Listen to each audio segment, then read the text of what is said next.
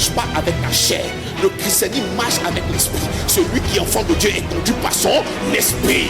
Même pour adorer, c'est son esprit. Pour chanter, c'est son esprit. Pour prier, c'est son esprit. Pour exhorter, c'est son esprit. Pour manifester l'amour, c'est son esprit. Pour faire toutes choses, c'est son esprit. Si c'était elle, tu avais cette capacité de détruire les autels, je te pose la question.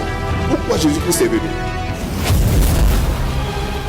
Je dis que quand tu es à l'image et à la ressemblance de Dieu, quand tu as revêtu le Christ, le pouvoir du diable ne fonctionne plus sur toi.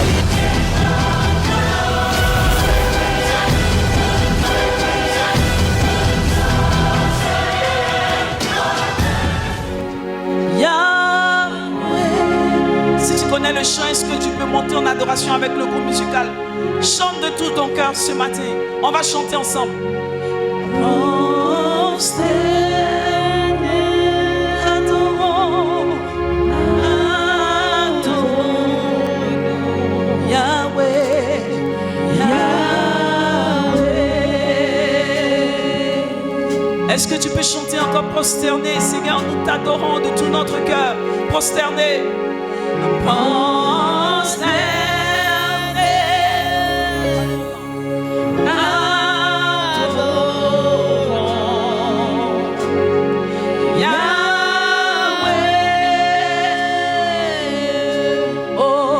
Prosterné, nous voulons t'adorer, Seigneur. Prosterné, prosterné, adorons. Prosterné, Yahweh. Prosterné, élevons Jésus.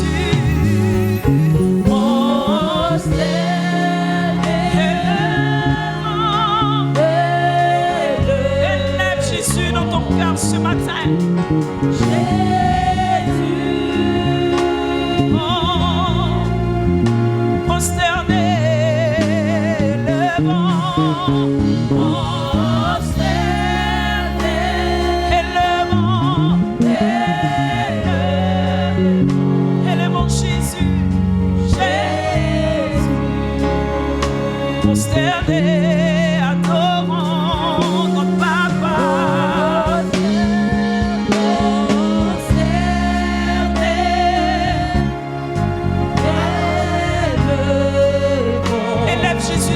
Ce matin, élève Jésus dans ton cœur ce matin. Seigneur, nous voulons t'élever et te prosterner. Nous prosterner nos esprits, nos cœurs, nos vies ce matin devant ta face. Oh, Rabababa, Bébé Soko,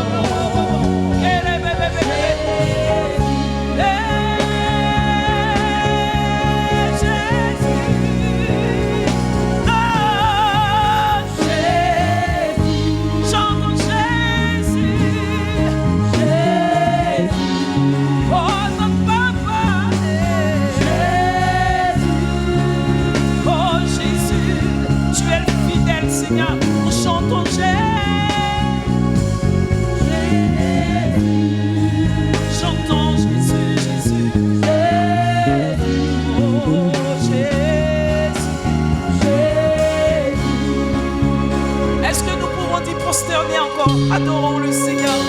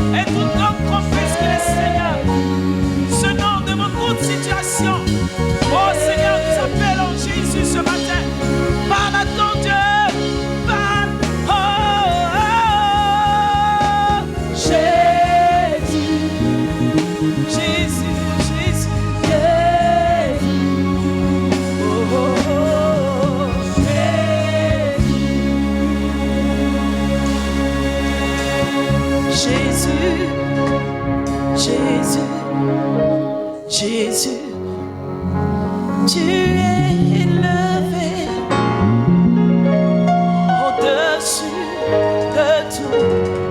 Seigneur, tu es élevé. Devant la maladie, tu es élevé.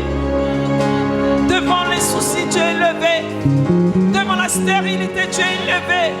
Oh mort, où est ta victoire? Mort, où est ton aiguillon? Devant Jésus, tu n'as plus de pouvoir. Devant cette maladie, la maladie n'a plus de pouvoir devant le nom du Seigneur Jésus. La mort n'a plus de pouvoir. Hey! Jésus, Jésus, Jésus, tu es élevé au-dessus de tout. Est-ce que tu peux chanter avec moi?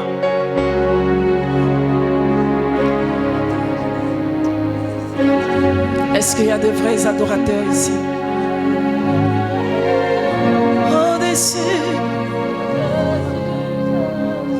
Est-ce que le peuple peut ouvrir la bouche? Est-ce que tu peux ouvrir ta bouche pour confesser que Jésus est élevé?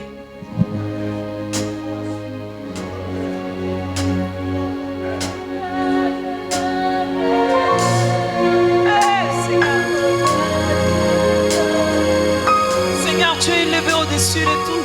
Oh Jésus.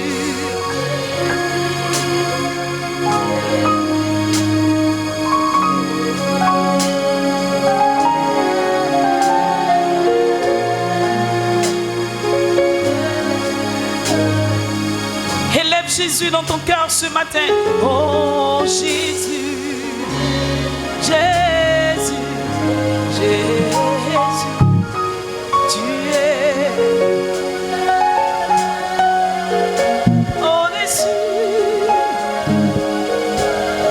tu es élevé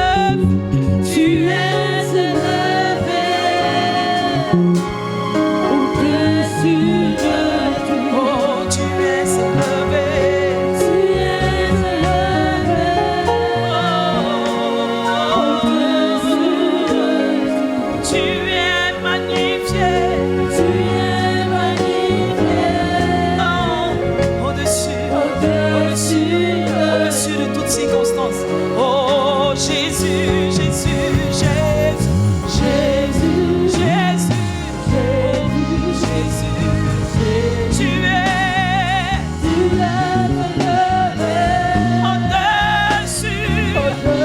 au-dessus de tout. Tu es élevé.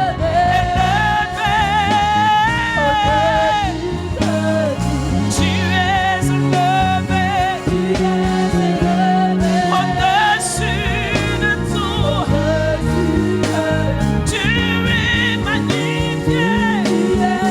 au-dessus de tout.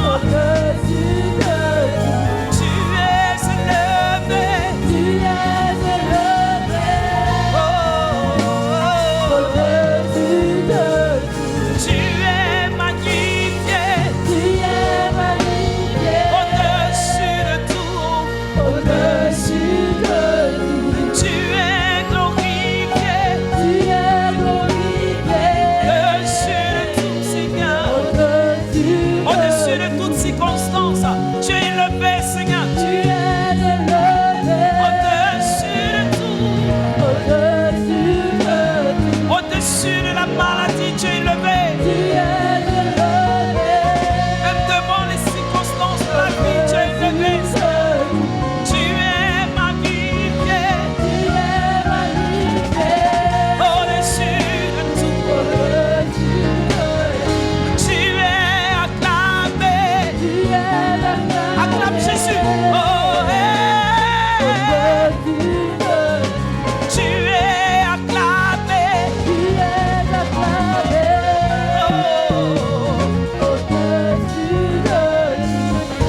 Alléluia. Quand on demande d'acclamer le Seigneur, acclamez le Seigneur. C'est pas le groupe musical que vous acclamez. C'est le Seigneur, celui pour qui tu es là ce matin. Acclame-le fortement. justement, il est au-dessus de toutes circonstances. Même la maladie, même l'échec n'a pas de pouvoir devant ce nom qui est au-dessus de tout nom. La Bible dit devant ce nom, ton genou fléchit et toute langue confesse qu'il est Seigneur. La situation dans laquelle tu te trouves ce matin, confesse le nom de Jésus. Alléluia. Confesse le nom de Jésus. Acclame Jésus. Hey, tu es acclamé. Tu es acclamé. Oh, hey, tu es acclamé. Acclamé, acclamé. Tu es acclamé.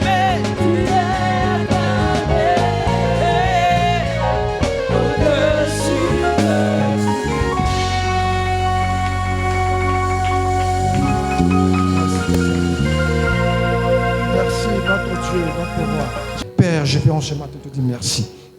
Merci parce que, roi des gloires, tu as disposé ton serviteur, le docteur Avi, pour nous enseigner, roi des gloires. Père, merci pour ton serviteur.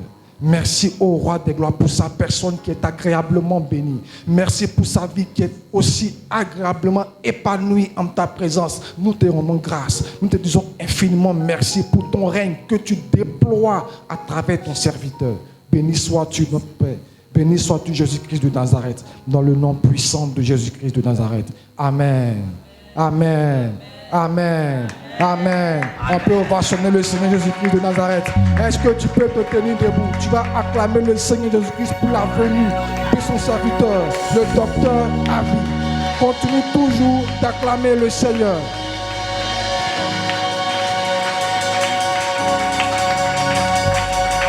Alléluia. Nous continuons d'acclamer Jésus.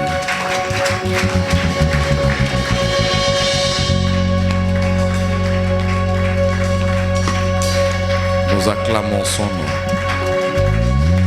Nous acclamons sa fidélité. Nous acclamons le sang versé à la croix de Golgotha. Seigneur, merci. Alléluia. Nous sommes rentrés au 4e mois. On a déjà dépassé janvier, février, mars. On est sorti encore victorieux au nom de Jésus-Christ. Amen ou pas amen? On est déjà sorti victorieux. L'année de Dieu 2025. Je suis en train de vivre des choses extraordinaires dans ma vie. Déjà en 3 mois, le Seigneur me fait énormément de grâce. Je ne sais pas si vraiment, si c'est ce même Dieu qui est dans ta vie. Si c'est le même Dieu, normalement, tu dois déborder de joie. Tu dois vraiment déborder de joie. Alléluia. Le 4e mois sur notre calendrier, nous devions fêter la Pâque. La Pâque, nous la fêtons tous les jours parce que chaque jour, nous voyons combien de fois le Seigneur nous a véritablement délivrés de toute chaîne. Amen. Mais selon le calendrier, nous serons dans cette période et nous allons vraiment donner un sens à l'œuvre de la croix et tout ce qu'il a fait pour nous à la croix de Golgotha. Nous allons ensemble remercier le Seigneur pour le mois de janvier, février, mars, pour tout ce qu'il a fait. Il y a des choses que tu as vues, ça t'a fait peur, mais d'une manière subtile, ça a disparu. Mais qu'est-ce qui s'est passé? Ce n'est pas un hasard, hein? C'est son amour et sa grâce. Commence à lui dire merci. Élève les mains et dis-lui merci. Seigneur, nous sommes reconnaissants. Reconnaissants de ta grâce. Reconnaissants pour tout ce travail que tu as accompli pour nous à la croix de Golgotha. Reconnaissants de ce que tu as fait. Reconnaissant de tes coups que tu as portés. Reconnaissant de la malédiction que tu as portée.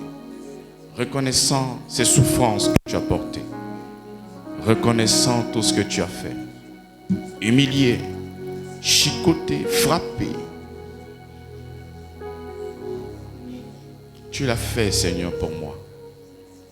Tu l'as fait pour tes enfants. Tu as fait pour l'humanité tout entière. Toi, l'agneau de Dieu prédestiné avant la fondation du monde, mais manifesté maintenant et vu de tous. Merci pour tout ce que tu es. Tu as été avec nous depuis le début de cette année jusqu'au 4e mois. En ce qui concerne la nourriture, c'est toi qui étais au rendez-vous. En ce qui concerne la santé, tu as été au rendez-vous. En ce qui concerne la protection, tu as été au rendez-vous. En ce qui concerne les finances, tu as été au rendez-vous. Il n'y a pas un domaine, Seigneur, où nous t'avons vu absent. Non, nous avons réalisé, nous avons vu la pensée de notre cœur et le fruit de nos lèvres. Seigneur, oui, j'ai manifesté ta grâce. Raison pour laquelle nous sommes là ce matin avec un cœur reconnaissant pour te célébrer. Et nous voulons te dire, Seigneur, merci pour ton amour, ta grâce, ta bonté, ta fidélité. Alléluia. Amen. Nous allons aussi prier pour ce 4e mois. Et lorsque nous sommes en train de parler du 4e mois, nous sommes là dans la Pâque. Dans la Pâque. Et lorsque je vois Pâques, je vois le sang de Jésus-Christ. Ce 4e mois, tu vas expérimenter la couverture spirituelle au nom de Jésus-Christ. Bien-aimé, je te le promets au nom de Jésus-Christ.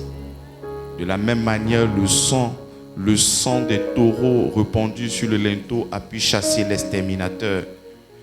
Le sang de Jésus-Christ va repousser la mendicité, la faim, la famine, la difficulté, le manque, l'abandon, la trahison, la médiocrité, la mort. Ces choses seront repoussées d'une manière terrible au nom de Jésus-Christ. Et lorsqu'il y a disparition, il y a aussi apparition. L'apparition, c'est l'œuvre de la croix pour toi au nom de Jésus-Christ. Tu vas vivre l'évidence de l'œuvre de la croix. La croix a été faite non pas pour Dieu parce qu'il est Dieu, il demeure. Mais l'objet de la croix, le plan de la croix, mais c'est toi et toi seul. Les évidences de la croix, tu vas les porter. Ça ne sera pas seulement que des lobbying. Ça ne sera pas que des méli-mélo. Tu vas vivre ce que la Bible dit. Si toi encore, jusqu'à cette heure, tu n'as pas expérimenté la guérison, indépendamment des médicaments, tu vas vivre cela au nom de Jésus-Christ. Ton amen ne m'encourage pas. Si jusqu'à présent, tu n'as pas encore vécu le miracle des signes, des prodiges, toi, tu vivras ça au nom de Jésus-Christ. Lorsque nous proclamons ces paroles, c'est parce que, regardez derrière moi, j'ai un appui. L'appui, c'est le rocher. La force qui viendra confirmer cette parole-là, ce n'est pas mon éloquence, mais c'est là où je me tiens. Et sur l'autel où je me tiens, c'est l'autel de Christ. Et dans cet autel-là, il y a le sang de Jésus-Christ qui répond pour toi, qui dit Amen. La Bible dit que le sang de Jésus-Christ crie que le sang d'Abel. Ce sang-là est en train de parler en ta faveur au nom de Jésus-Christ. Toi, tu n'auras pas besoin de quelqu'un qui parlera pour toi en ta faveur. Jésus-Christ fera ce travail au nom de Jésus-Christ. Même si des gens ont levé un autel pour te condamner, Jésus aussi dresse un autel pour te justifier. Lorsque les gens vont dresser des autels pour ta mort, Jésus aussi dresse un autel pour ta vie. Lorsque les gens vont dresser des autels pour la famine et la faim, un autel aussi est dressé pour toi, pour la vie au nom de Jésus-Christ. Que ces paroles se réalisent maintenant, pas demain, maintenant, au nom puissant de Jésus-Christ. Amen. Nous déclarons que la grâce de notre Seigneur Jésus-Christ, nous déclarons que par la grâce de notre Seigneur Jésus-Christ, par son sang versé, nous avons été délivrés de l'obscurité et des chaînes qui nous entravaient. Au nom de Jésus, nous rompons toute influence négative et toutes les pensées négatives. Nous proclamons la paix qui surpasse toute intelligence.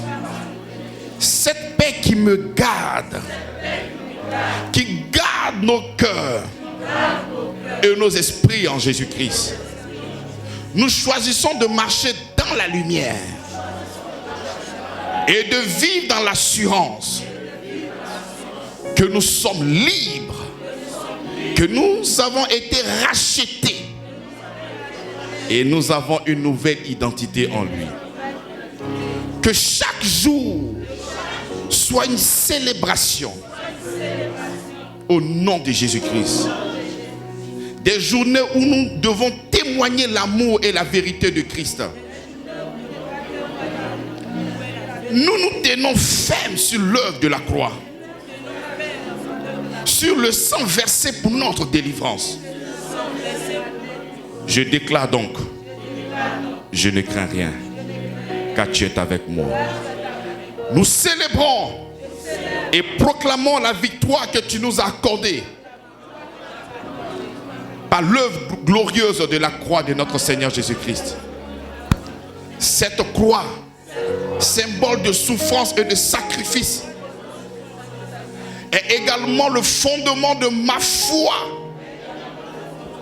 de mon espérance, de ma victoire, de ma guérison, de mon salut, de mon boulot, par sa résurrection. Jésus a triomphé du péché. En lui, nous sommes libres de la condamnation, de l'esclavage, de l'addiction, du vol, de la méchanceté. En effet, le péché n'a plus de pouvoir sur moi, puisque je suis sous la grâce et non sous la loi.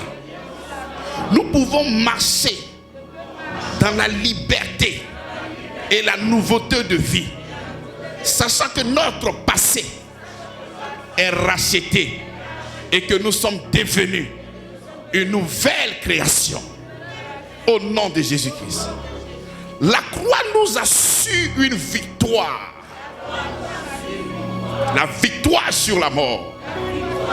Jésus a brisé les chaînes de la mort et a ouvert les portes de la vie éternelle.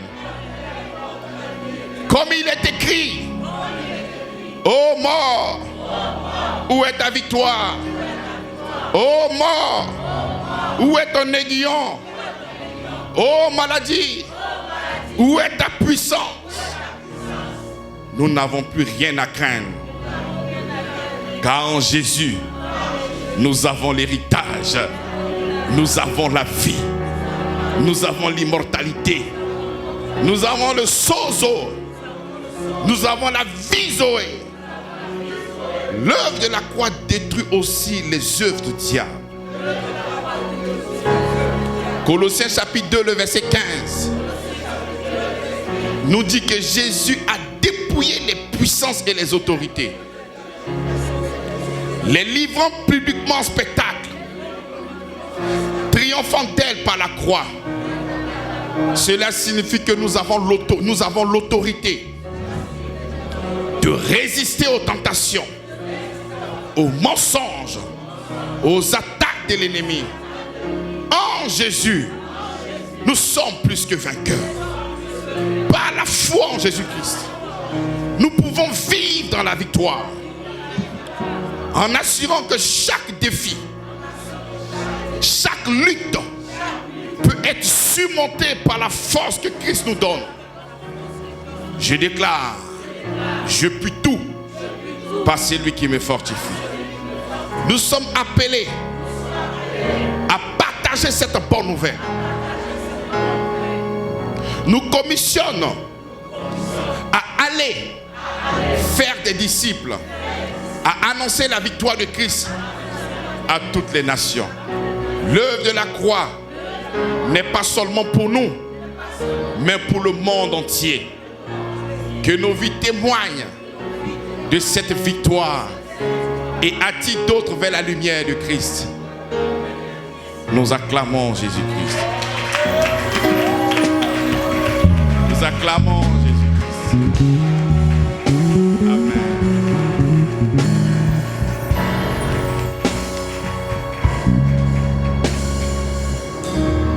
chanter.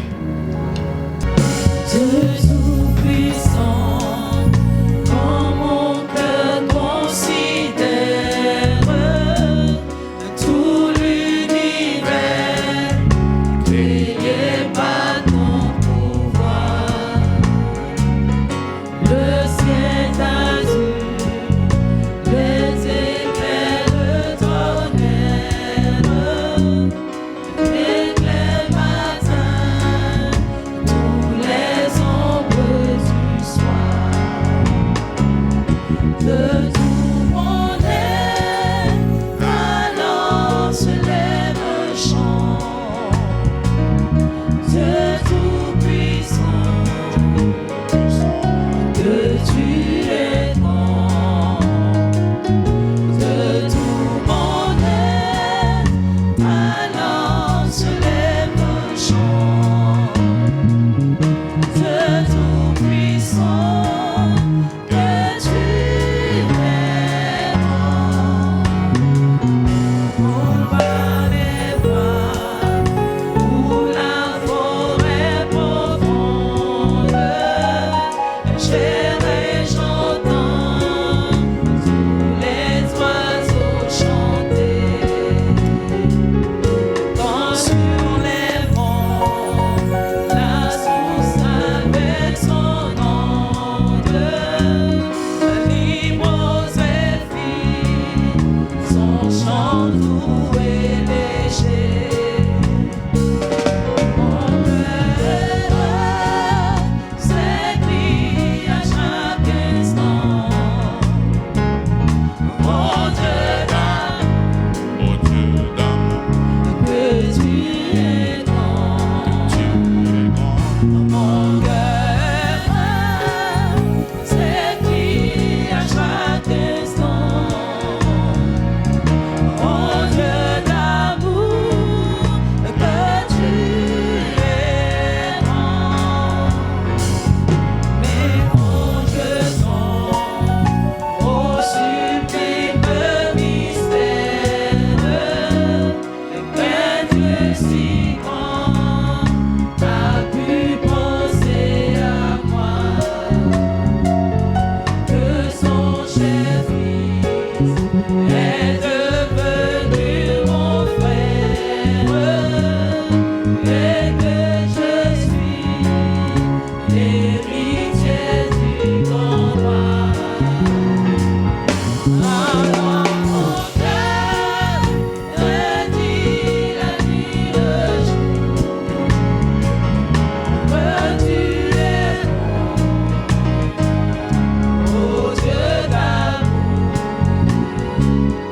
Alors mon cœur redit la nuit le jour, que tu es bon, ô Dieu d'amour. Alors mon cœur redit la nuit le jour, que tu es bon, ô Dieu d'amour, ô Dieu d'amour. Alors mon cœur redit la nuit le jour, que tu es bon, ô Dieu d'amour. Nous acclamons son nom. Gloire à toi, Seigneur Jésus-Christ. Alléluia. Début de séminaire, nous allons parler du sang de Jésus-Christ. Alléluia.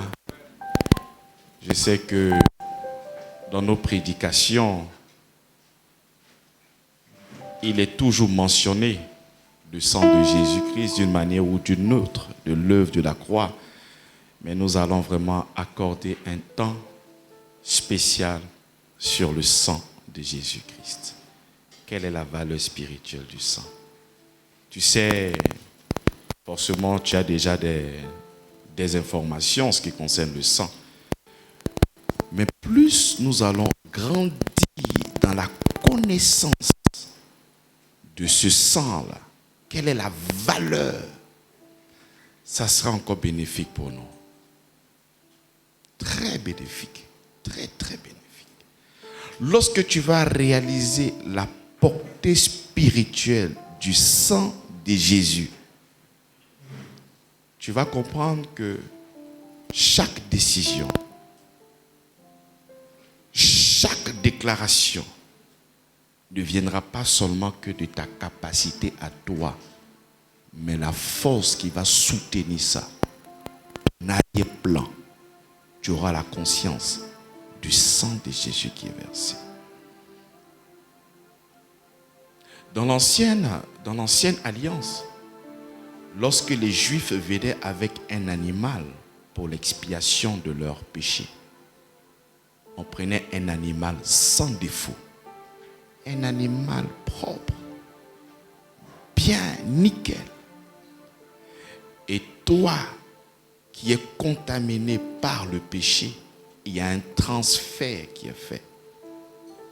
Le péché va dans l'animal et la valeur intrinsèque de cet animal-là vient sur toi. Donc, quand ils viennent présenter le sang, c'est le sang d'un animal sans défaut, parfait. Et toi, tes fautes vont dans l'animal. Toi, tu viens avec la valeur d'un animal pur. Lorsque nous réalisons que le sang des taureaux pouvait, un tant soit peu, couvrir nos péchés et pouvoir s'y tenir dans la présence de Dieu et le sang de Jésus-Christ. C'est comme ça que lorsque tu réalises, par exemple, cette valeur, le sang précieux de Jésus, et que tu te retrouves encore dans une addiction, Seigneur, dans ton sang, il n'y a pas d'addiction. Et c'est ce sang-là qui est versé pour moi à la croix de Golgotha. Je refuse de vivre dans cette addiction pendant que toi, ton sang est répandu pour moi. Si le sang répandu sur des linteaux avait la capacité de repousser l'exterminateur, si le sang des taureaux avait la capacité de repousser le chef bandit, mais et ses collaborateurs et ses subordonnés, la maladie, non.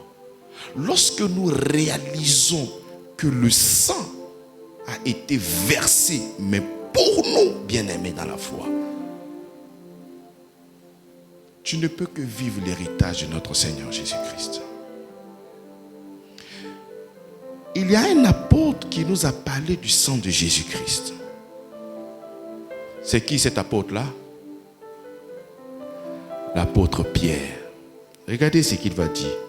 En 1 Pierre chapitre 1, le verset 18.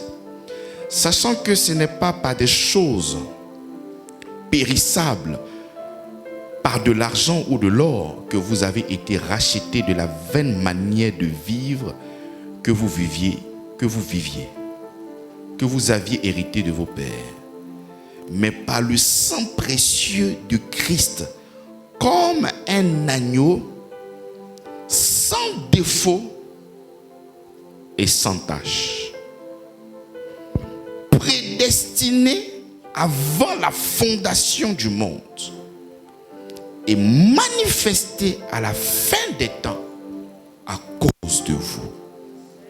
À cause de qui? À cause de vous. Qui, par lui, croyait en Dieu, lequel l'a ressuscité des morts et lui a donné la gloire, en sorte que votre foi et votre espérance reposent sur Dieu. Amen. L'apôtre Pierre, il a expérimenté beaucoup de choses avec le Seigneur. Par exemple, Pierre a marché avec Jésus. Lors de la montagne de transfiguration, Pierre était là. Donc il y a des choses qu'il a vues physiquement. Et lorsque que tu vois certaines choses, mais tu ne pourras que glorifier ça dans tes lettres. Quand il était à la montagne de transfiguration, il a assisté à quelque chose de fort et de puissant, où une voix se fit entendre dans les cieux. Et il déclare que celui-ci, lorsqu'ils ont mis la tente d'Élie, ils ont dressé la tente de Moïse. Ils ont dressé aussi la tente de Jésus. Mis les trois personnes sur un pied d'égalité. Puisque c'est trois leaders qui ont impacté leur génération. Donc il faut vraiment les honorer en construisant des tentes. C'est là que Dieu intervient. Il dit non, Pierre. Celui-ci là est mon fils. Donc c'est pas Élie qui est mon fils bien-aimé. C'est pas Moïse qui est mon fils bien-aimé. Mais c'est lui qui est au milieu est mon fils bien-aimé. C'est-à-dire quand la voix résonnait dans les cieux, quand tu vas lire, après ils étaient comme ça en train de trembler. Parce que le moment était électrique. C'était quelque chose qui était fort. Dieu était obligé d'intervenir. Parce que s'il n'était pas en ce moment-là, présentement dans ton cœur, il aurait trois tentes. La tente de Moïse, un peu de loi. La tente d'Élie, mettre les boules de feu. Il fallait faire disparaître ces deux gars-là pour que tu sois conscient seulement que de Jésus-Christ dans ta vie. Pierre, il a assisté à ça. C'est comme ça que plus tard, quand il sera en train de prêcher, il va dire, ce n'est pas par des choses habilement construites que je suis en train de parler de l'évangile. Comme des choses que j'ai expérimentées et que j'ai vues de mes voix, de mes propres yeux. Ce que je suis en train de dire, j'ai vu ça. J'ai expérimenté même la gloire de Christ qui doit revenir. C'est-à-dire l'image avec laquelle Jésus doit venir là. Moi, j'ai vu ça dans la montagne, à la montagne de transfiguration. J'ai expérimenté ça. 2 Pierre chapitre 1, à partir du verset 16. Ce n'est pas en effet en suivant des fables habilement conçues que nous avons fait connaître la puissance et l'avènement de notre Seigneur Jésus-Christ. Mais c'est comme ayant vu sa majesté de nos propres yeux. Car il a reçu de Dieu le Père l'honneur et gloire. Quand la gloire magnifique lui fit entendre une fois en disant, celui-ci est mon fils bien-aimé en qui j'ai mis quoi? Mais toute mon affection.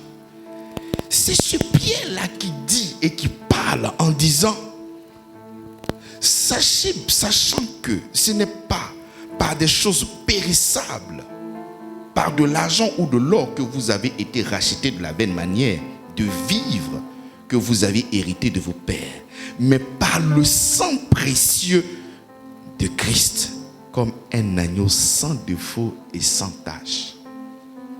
Il a compris que le sacrifice et le sang répandu pour nous n'est pas un sang simple. Non. C'est pas un sang comme le sang que nous répandions autrefois dans le tabernacle, dans l'ancienne alliance. Mais ce sang, il est comment? Mais il est précieux. Il va prendre ce sang, il va le mettre en avant. Il va disqualifier l'or. Il va disqualifier toutes les pierres que tu peux imaginer sur cette terre à voir. Et il va mettre au-dessus de tout ce que nous pouvons avoir physiquement. Que le sang de Jésus, mais est un sang qui est précieux. Et quand il continue, il dit prédestiné avant la fondation du monde et manifesté maintenant à la fin des temps. Donc, nous comprenons que le plan de notre rédemption date depuis très longtemps. ce que Dieu a prévu pour nous, ce que Dieu a prédestiné pour nous, et pour ceux qui véritablement croient et qui reposent leur espérance et leur foi sur Christ, c'était le sang de Jésus-Christ, afin de pouvoir nous purifier, nous laver et nous rendre purs. Donc, lorsque nous disons que nous sommes enfants de Dieu, nous devons à chaque fois, quand nous consultons l'œuvre de la croix, regarder même tous les éléments qui sont engagés. Et quelle est donc la valeur spirituelle liée au sang? Quelle est la valeur spirituelle liée au bois? Quelle est la valeur spirituelle liée à la couronne de pine? Quelle est la valeur spirituelle de ces maîtrissures? Quelle est la valeur spirituelle des pommes percées? Quelle est la valeur spirituelle du pied aussi qui est percé? Quelle est la valeur spirituelle de l'épée qui a fait jaillir? Mais il faudrait que nous puissions avoir l'information détail par détail. Plus nous grandissons dans la connaissance, plus nous sommes éclairés. C'est le même Pierre qui a dit que la grâce et la paix vous soient multipliées. Par quoi? Mais la connaissance. Pose la question à ton voisin. Et si tu connais la valeur du sang de Jésus-Christ? Pose.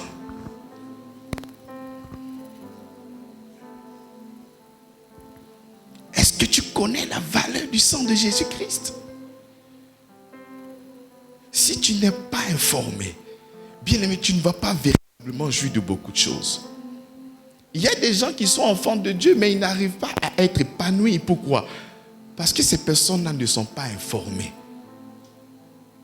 Lorsque tu es informé de ce sang-là, lorsque tu as la connaissance de ce sang-là, et que tu vois une autre chose, parce que lorsque tu as la révélation de ce sang, il y a des avantages, des bénéfices, un héritage lié à ce sang versé. Pas un sang reversé, mais un sang versé intentionnellement pour toi.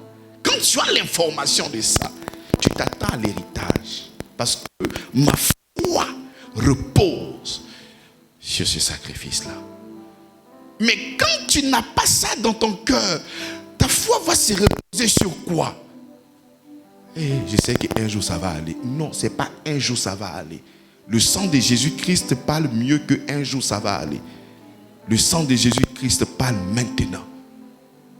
Et il te fait rentrer en possession de ton héritage au nom de Jésus-Christ. Pourquoi je dis que ce sang-là est véritablement précieux? Quand l'apôtre Pierre le dit, je crois en ça fortement. Déjà, lorsque l'homme contacte le péché, il y a une triple condamnation.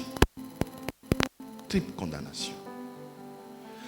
La condamnation liée déjà au Seigneur. Pourquoi? Il a dit celui qui pêche. Donc il y a la justice de Dieu qui est là. On devait manger l'arbre de la connaissance du bien et du mal. On devait manger l'arbre de la connaissance de la vie. L'arbre de la vie. Mais on a mangé l'arbre de la connaissance du bien et du mal. On s'est détourné de l'orientation du choix du Seigneur. Et il a dit, si vous mangez de cet arbre, vous mourrez. Donc il y a prime abord la justice de Dieu qui est là. Et nous devons répondre à cette justice-là. 2. Lorsque l'homme a commis le péché, l'homme ne pouvait plus se tenir dans la présence de Dieu. La Bible déclare il dit que je me suis quoi? Je me suis caché. Est-ce que quand Abel, quand Caïn et Abel disent, enfin, quand Adam et Ève disent je me suis caché, vous comprenez ou vous ne comprenez pas? Je peux vous donner une image. Tu prends 500 000 francs à quelqu'un. Tu lui dis donc lundi. Lundi passe. Le couloir où tu dois passer tous les jours là. Tu ne prends plus le chemin. Tu essaies de faire un détour. Parce que tu as honte. Tu as peur. Donc il y avait le poids de la culpabilité. Pourquoi? Parce qu'on leur a dit de ne pas manger l'arbre de la connaissance du bien et du mal, mais de manger l'arbre de la vie. Mais comme ils ont transgressé cette loi, il y a une culpabilité qui vient d'une manière naturelle. Amen. Pourquoi? C'est comme ça que quand ils ont fini de désobéir, ils ne pouvaient plus se tenir dans la présence de Dieu. Ils cherchaient avec quoi? À se cacher. Plusieurs personnes t'ont fait comprendre que lorsque tu es dans le péché, Dieu fouille ta présence. Non, non. Quand tu es dans le péché, c'est toi-même qui fuis la présence du Seigneur. Parce que c'est lui qui est venu les chercher. Mais où êtes-vous, les gars? Dis Dieu, le gars il est venu à moi, s'est caché dans un coin parce que vraiment. Donc lorsque tu vis dans le péché, ce n'est pas Dieu qui se détourne de toi. C'est toi-même qui te détourne de lui. Parce qu'il est venu pour les péchés, il n'est pas venu pour les bien portants. Donc il ne peut pas se détourner d'une personne qui a besoin de lui. Mais c'est le péché qui va modifier ta mentalité et te repousser encore très loin de lui. Amen. Ça fait la double. Troisièmement, lorsque le Seigneur nous parle du diable, il dit c'est un menteur et c'est lui qui nous accuse jour et nuit. Donc le diable vient à chaque fois pour faire quoi? Pour accuser. Souvenez-vous de cette parole qui dit le diable est venu, il n'a rien trouvé de lui en. Donc s'il trouve quelque chose de lui en toi, il peut t'accuser. Mais à cause du sang, le diable ne peut plus jamais t'accuser. Donc le sang répond à la justice. Le sang répond à notre conscience souillée. Et le sang aussi répond aux défis et aux attaques que le diable pourrait lancer éventuellement contre nous. C'est comme ça que nous allons rentrer dans les détails afin de pouvoir véritablement comprendre ce que Jésus-Christ a fait pour nous à la croix de Golgotha. Alléluia. Nous comprenons que Dieu est juste. La Bible déclare que son trône est fondé, est bâti sur quoi? La justice et sur l'équité. C'est ce qui est. Donc Dieu ne peut pas dire le salaire du péché c'est la mort. Et lorsque tu commets le péché, il dit oh bon ça fait rien. Non, ça ne se passe pas comme ça dans le tribunal de Dieu. Et s'il doit le faire ainsi, ça veut dire qu'il n'est pas juste, il n'est pas équitable. Parce que le salaire du péché, c'est la mort. Mais ce qu'il a dit doit s'accomplir. Le salaire du péché, c'est véritablement la mort. Et si le salaire du péché, ce n'est plus la mort, donc ce que tu dis n'est pas vrai. C'est comme ça que la mort est constatée. Adam et Ève. Ils ont été braqués, trompés par l'ennemi et la mort est entrée. Et quand la mort entre, la mort crée la séparation entre Dieu et nous.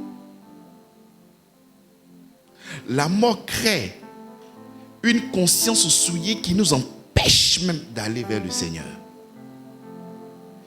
Et cette mort donne le droit légal à l'ennemi de faire ce qu'il veut dans ta vie. Maintenant que le péché est là, mais comment est-ce que nous allons vivre? Nous sommes malmenés. Le plan de Dieu est hypothéqué parce qu'il veut que tu sois son enfant. Et pour que tu sois son enfant, il faudrait que ta vie soit sans péché. Il faudrait que tu sois blanc et pur. Il faudrait que ta conscience soit libre pour que tu puisses t'approcher de Dieu en toute assurance.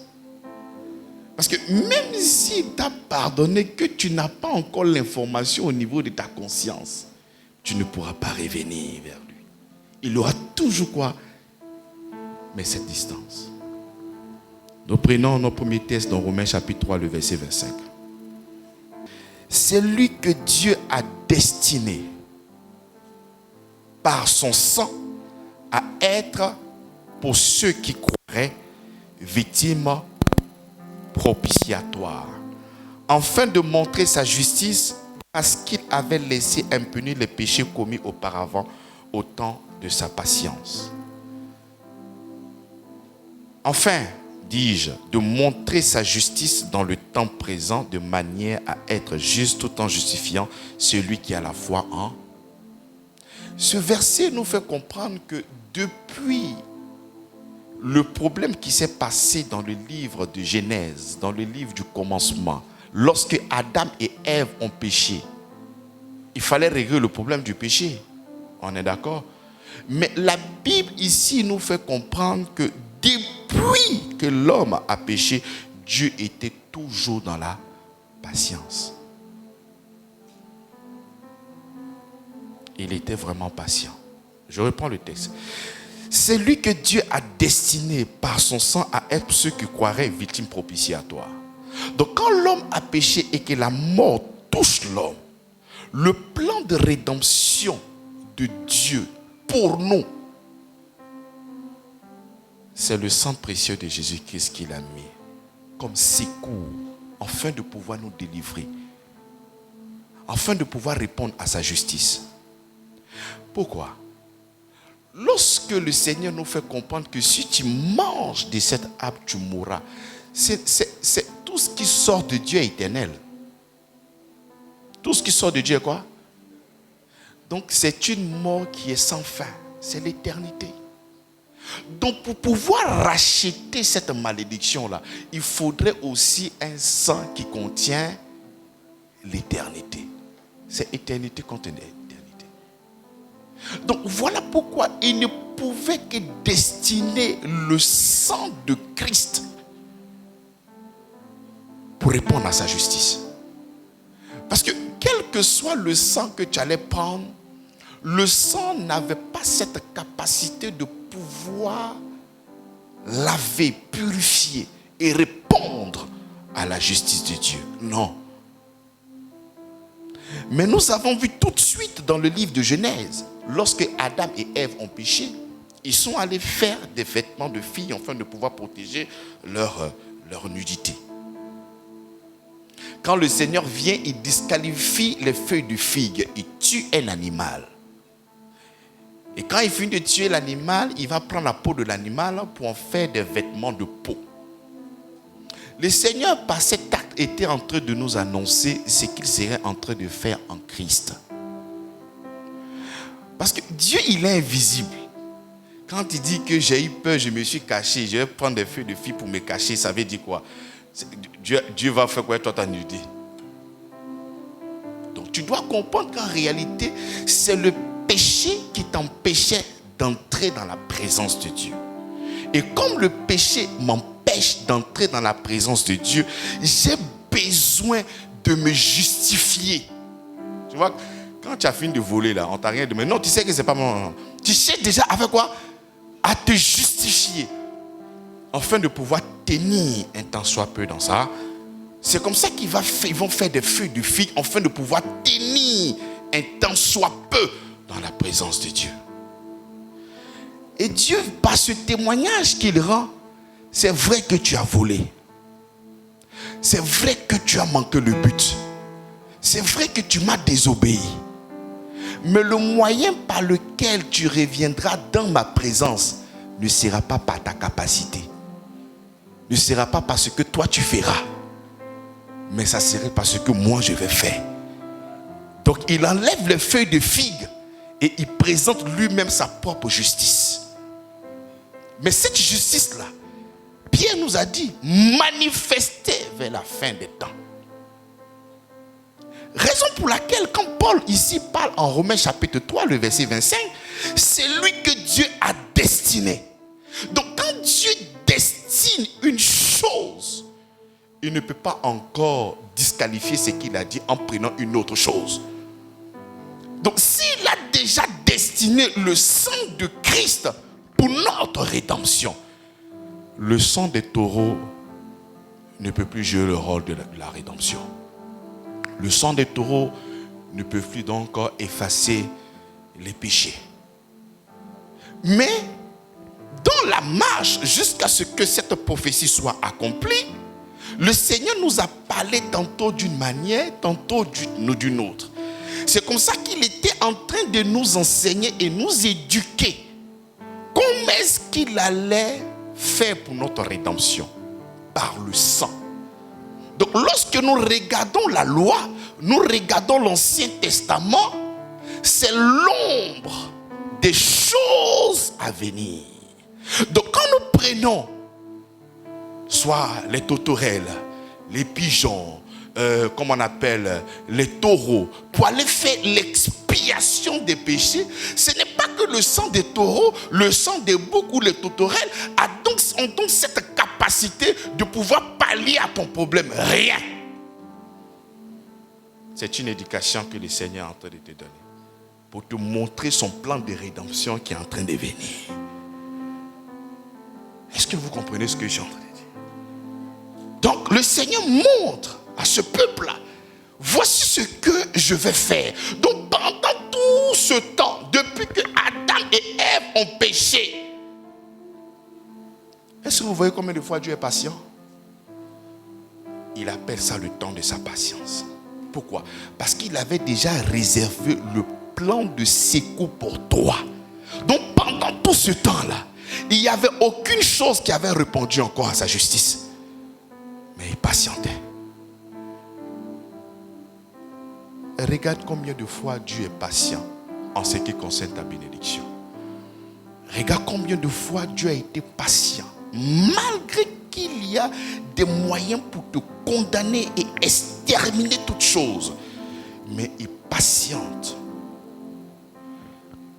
Lorsque le Seigneur donne cette alliance de la loi par Moïse, toutes ces personnes vont s'accaparer de la loi de Moïse et marcher avec les rites et les cérémonies.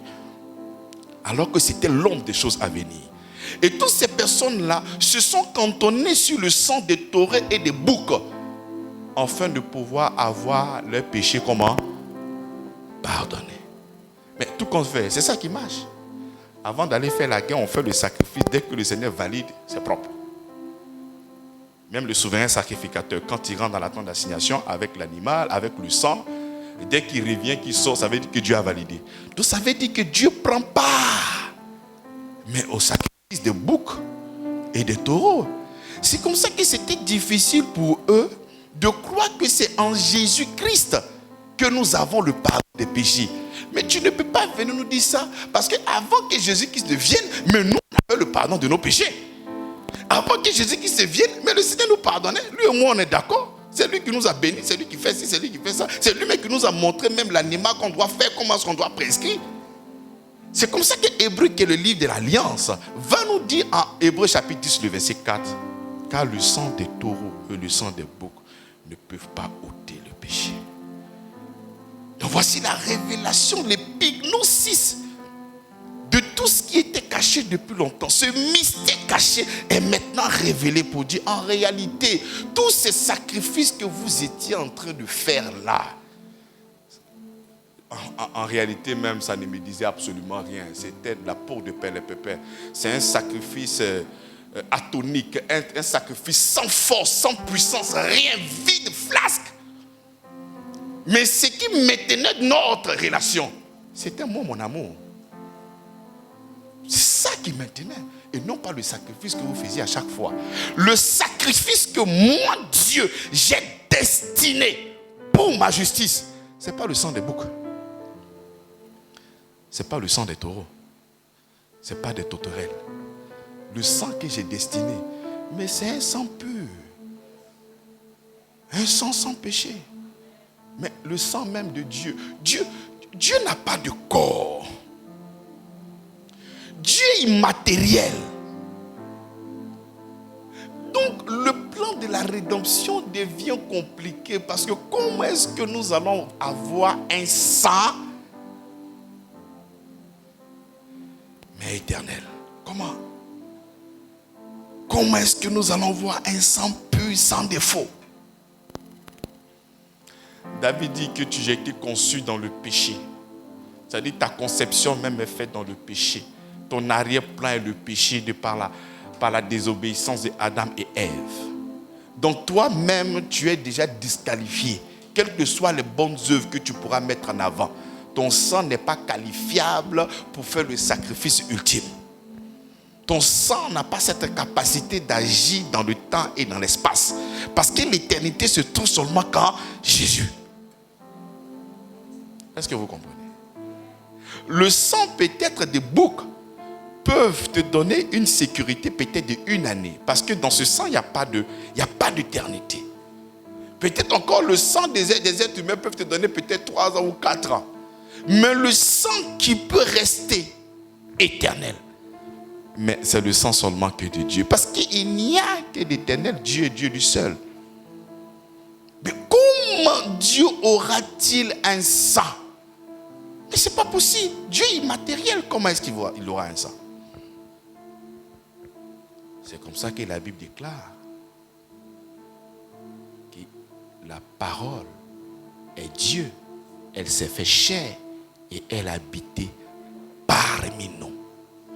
Donc Dieu dans son amour, Dieu dans sa grâce, Dieu dans sa bonté, sa fidélité, va se donner un corps. Et lorsqu'il naît d'une naissance extraordinaire, miraculeuse, qui n'émane pas d'une activité intense d'un homme et d'une femme, mais qui vient directement de son esprit, le péché ne peut plus localiser cette manière de venir. Pour connaître l'enfant, pour connaître le père d'un enfant, on prend le sang du père pour checker. Mais pour connaître l'enfant d'une mère, on le sait que c'est son enfant. Est-ce que vous comprenez? Est-ce qu'une mère a besoin de faire un test ADN pour savoir que c'est son enfant? Mais l'homme, si, pour voir s'il partage le même sang avec sa source. Donc l'Esprit de Dieu viendra dans le ventre de Marie, afin qu'elle puisse enfanter. Donc l'enfant qui naît, ce n'est pas un enfant. Voilà pourquoi quand la Bible parle, il dit semblable aux hommes. Il dit quoi? Semblable. Parce que lui, il est né pas de votre manière. Par la vertu du Saint-Esprit. Donc de par sa naissance, il n'y a point de péché en lui. Donc c'est un animal sans défaut. Je reprends encore le texte de Romains chapitre 3, le verset 25. C'est lui que Dieu a destiné par son sang à être pour ceux qui croiraient. Tu vois encore l'importance? C'est lui que Dieu a destiné. Pour qui? À ceux qui croiraient. Le sang de Jésus-Christ est versé pour l'humanité tout entière. Il faut maintenant croire en ce que Jésus-Christ a fait. Il faut croire au travail qu'il a fait. Il faut croire que son sang a cette capacité de pouvoir te purifier. Il faut croire et savoir ta position de péché, de condamnation et accepter le salut qui nous vient du Seigneur. C'est lui que Dieu a destiné. Tu vois, quand il dit que c'est lui que Dieu a destiné, il n'a pas destiné tes pleurs pour le pardon de tes péchés. Il n'a pas destiné tes offrandes pour le pardon de tes péchés.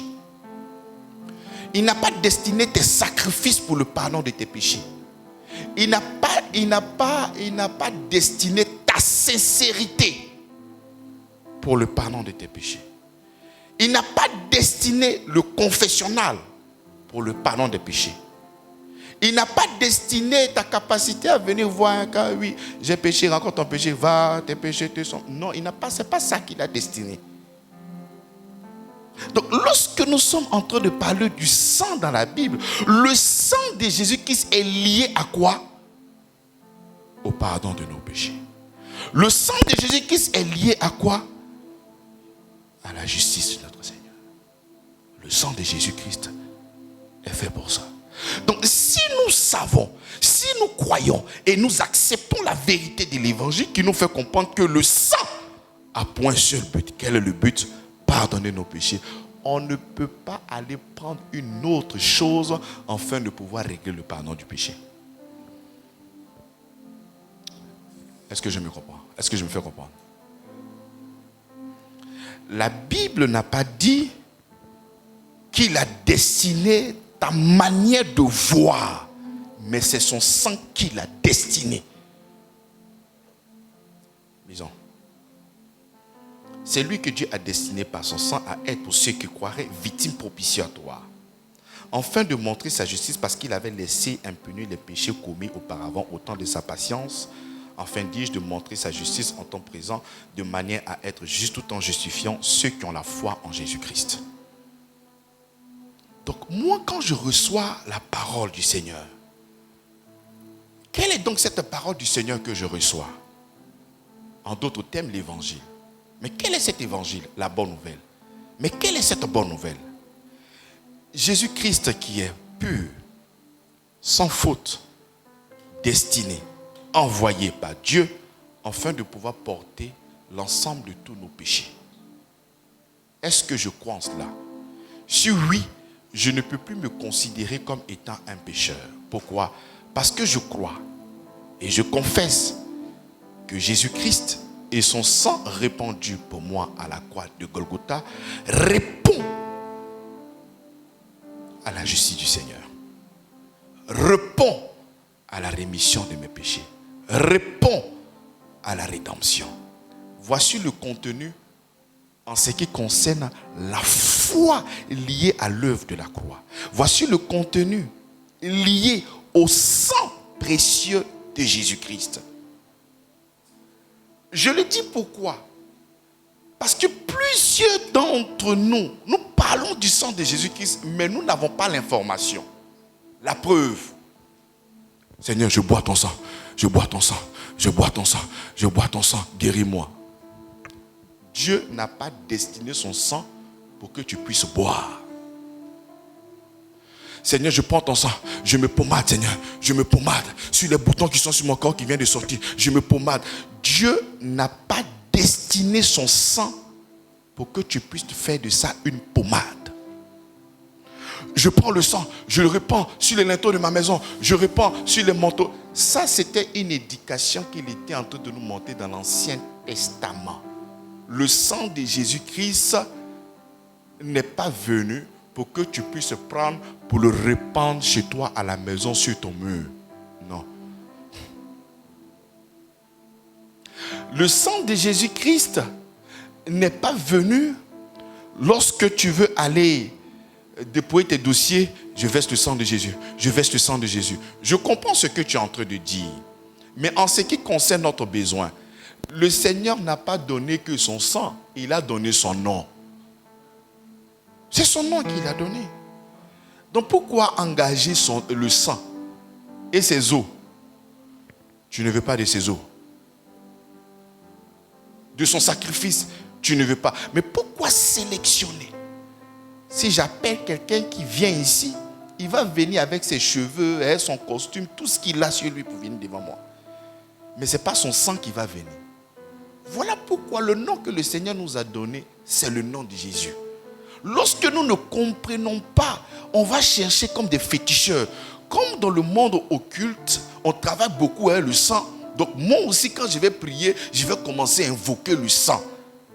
Le sang a été donné pourquoi? Tant que nous n'avons pas l'information, nous allons faire dire à la Bible ce que la Bible ne dit pas. Est-ce que vous comprenez? On doit arrêter d'être des gens religieux. On doit être dans la parole. Lorsque je suis en train de dire, par exemple, le sang de Jésus ne t'est pas donné pour te pommader avec ça, ça veut dire le moyen par lequel ta peau sera une belle peau n'est pas par le sang, mais par le nom de Jésus-Christ, par la foi en Christ. Donc appelons les choses par leur nom. Arrêtons de vouloir créer nous-mêmes un évangile qui ne vient pas du Seigneur. Voilà pourquoi il est important de connaître la valeur spirituelle de ce sang-là. Parce que où on te dit il faut dire au nom de Jésus, dis au nom du sang.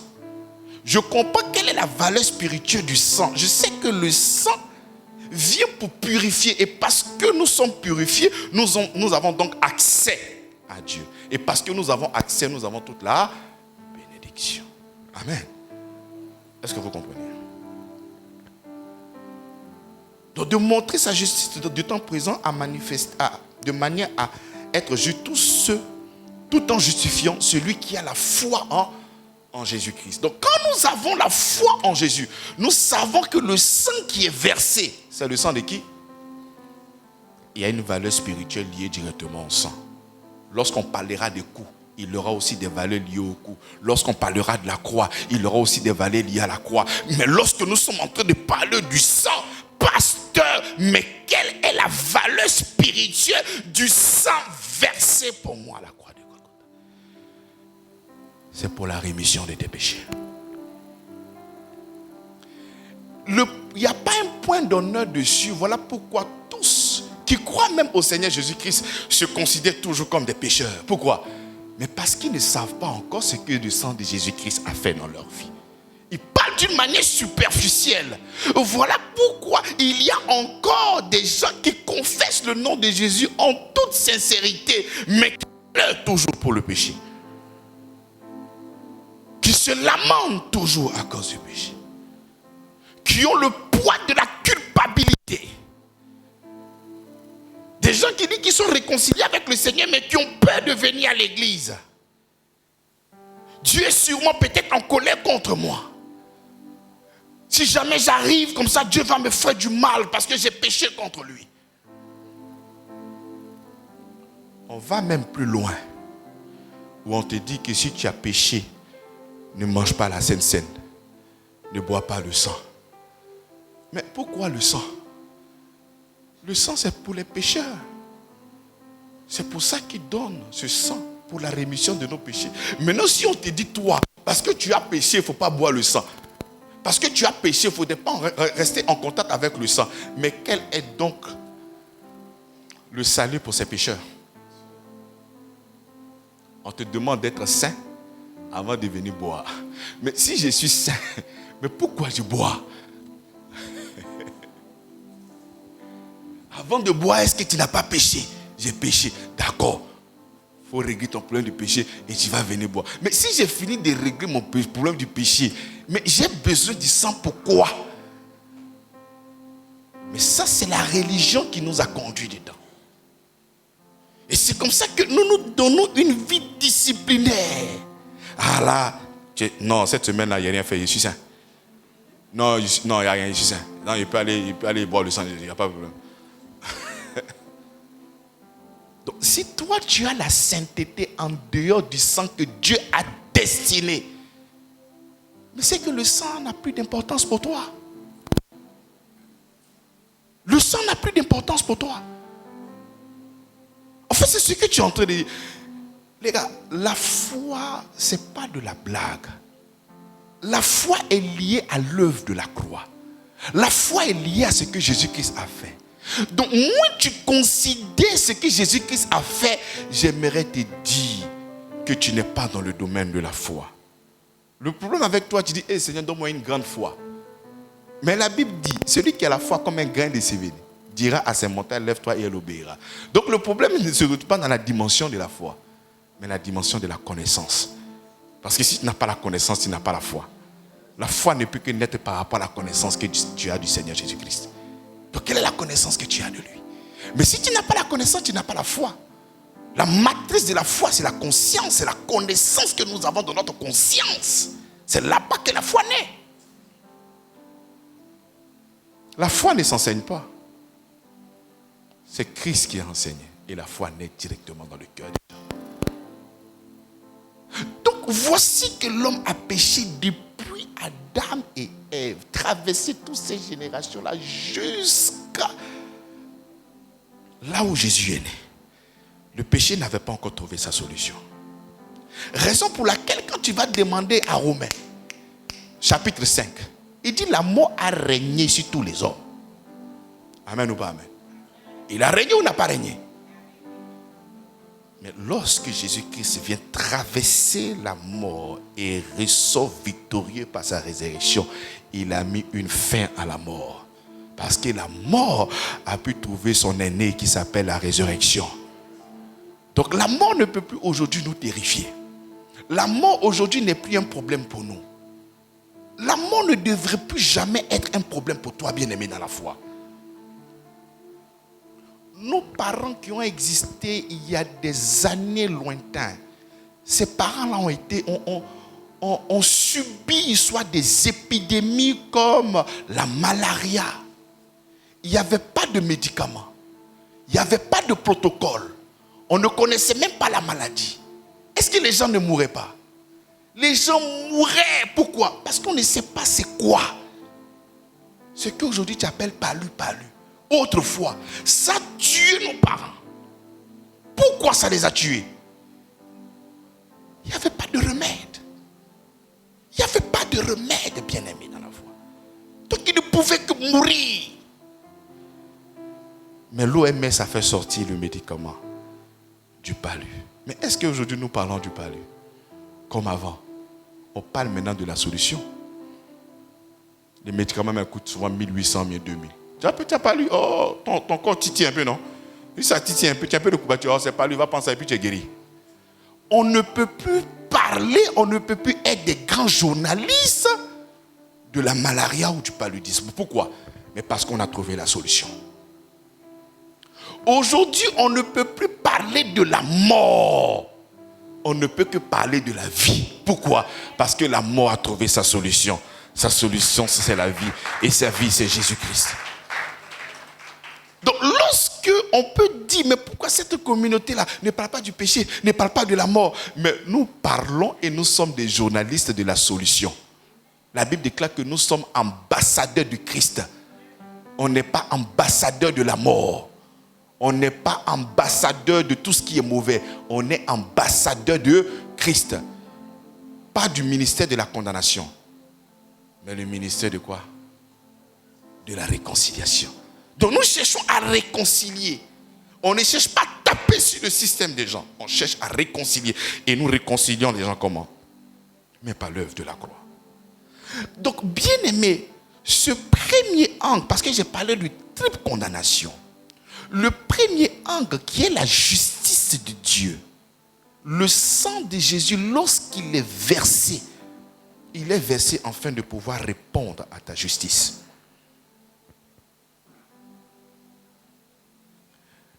Il y a une histoire qui se passe dans la Bible. Là-bas, je suis en Hébreux chapitre 12. La Bible là-bas nous fait comprendre que le sang d'Abel, que le sang de Christ crie plus fort que le sang d'Abel. Qui connaît cette partie-là? D'accord. Il est écrit là-bas que le sang d'Abel, le sang de Jésus, parle plus fort que celui de quoi? De Abel. N'est-ce pas? Mais le sang d'Abel disait quoi? Quel était le langage du sang d'Abel? Oui. Vengeance. Justice. Parce qu'on vient de tuer un innocent. Il réclame la vengeance. Mais pourquoi la Bible nous fait comprendre que le sang de Jésus parle mieux que le sang d'Abel? Parce que le sang de Jésus-Christ répond à la vengeance. Parce que le sang de Jésus-Christ répond à la justice. Là où le sang d'Abel crie justice et vengeance, mais le sang de Jésus-Christ, lui, son langage est nettement meilleur et le langage est nettement excellent que celui de la vengeance. Le sang de Jésus-Christ crie la grâce. Là où l'autre pouvait crier la vengeance, mais le sang de Jésus-Christ est en train de crier la grâce pour son peuple. Le sang de Jésus-Christ crie quoi? Mais la miséricorde pour son peuple. Le sang de Jésus-Christ crie la justice pour ceux et celles qui croient au sacrifice de Jésus-Christ à la croix de Golgotha. Donc, par le sang versé de Jésus-Christ à la croix, nous sommes réconciliés avec Dieu. Ça, c'est d'un point de vue de Dieu. Parce que le sang satisfait sa justice. Par ce sang, il nous fera un chemin afin de pouvoir venir vers lui. Donc, lorsque le sang est versé, ce sang-là vient pour faire quoi? Pour nous donner un chemin. Ce chemin autrefois étroit, où on ne pouvait même pas accéder, compliqué, difficile. Mais maintenant, par le sang, c'est un boulevard par lequel nous pouvions véritablement nous approcher de notre Seigneur. Donc le sang de Jésus-Christ crée un chemin entre toi et lui. Le sang de Jésus-Christ crée une réconciliation entre toi et ton Père. Donc lorsque tu réalises que le sang de Jésus-Christ est versé pour la rémission de tes péchés, bien-aimé, tu ne peux plus te lamenter en ce qui concerne le péché.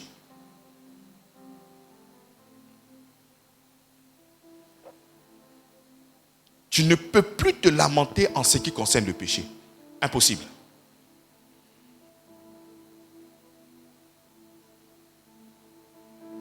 À cause de quoi je suis malade? Mais qu'est-ce qui a créé la maladie? Mais qu'est-ce qui a créé tous ces problèmes dans ma vie? Nous étions autrefois privés de la gloire de Dieu, privés de la présence de Dieu. Parce que nous ne sommes pas unis au Seigneur. Nous sommes privés de tout ce que Dieu pourrait être pour nous. Donc, n'étant pas en contact avec le Seigneur, nous sommes privés de sa vie. Donc, quand le Seigneur, par sa grâce, crée ce chemin pour que nous puissions être ensemble, il faut savoir que lorsque tu es connecté au Seigneur, tout ce qui est vrai pour lui est aussi vrai pour toi au nom de Jésus-Christ. Parce que ce sang-là nous donne accès au Père. Ce sang-là nous rend purs. Ce sang-là nous rend nickel. Lorsque nous prenons Éphésiens chapitre 1. Éphésiens chapitre 1, le verset 7. Qu'est-ce qu'il nous dit là-bas? Il dit, en lui nous avons la rédemption par son sang. La rémission des péchés selon la richesse de sa grâce. C'est quoi la rémission des péchés? Ton compte à rebours est à zéro. J'ai considéré ce dimanche-là comme si tu n'avais jamais commis un péché depuis que tu existais jusqu'à aujourd'hui. Mais lorsque tu réalises que le sang de Jésus-Christ est versé pour la rémission de tes péchés et qu'il n'y a aucun péché sur ta vie, mais comment est-ce que tu peux entrer dans la prière et commencer à dire, Seigneur, vraiment, règle mon problème du péché? Comment?